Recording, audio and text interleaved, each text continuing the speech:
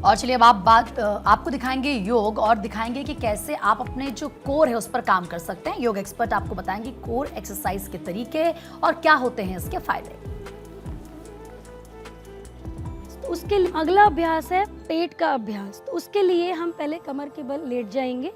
अब जिनके कमर में दर्द है वो अपने पैरों को ज़्यादा ऊपर नहीं उठा सकते हैं और ना ही उठाना है, तो आपको अपने पैरों को ज़मीन से सिर्फ 20 डिग्री लिफ्ट करना है।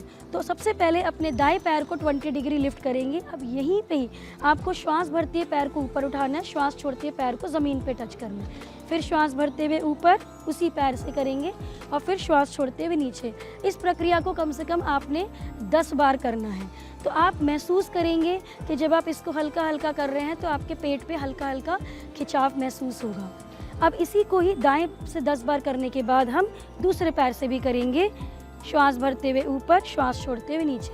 ध्यान रहे जिनको कमर का दर्द है वो पैर को इससे ज़्यादा ऊपर नहीं लेके जाएं, क्योंकि अगर वो इससे ऊपर लेके जाएंगे तो उनके कमर पे प्रेशर पड़ेगा।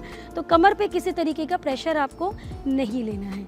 अब अगर आपको इसमें आप सहज पूर्वक इस पर कर पा रहे हैं तो अब हमने क्या करना है, अपने अपर बॉडी को भी उठाना है।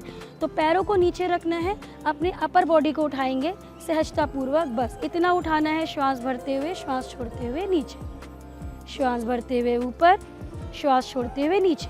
तो जब हम पैर उठा रहे थे तो जो हमारा पेट की जो नीचे वाली मसल्स थी उन पे काम हो रहा था। अब जब हम ऊपर से उठा रहे हैं तो ऊपर वाली मांसपेशियों पे काम हो रहा है। इसको भी हमको इस अभ्यास को 10 बार करना है।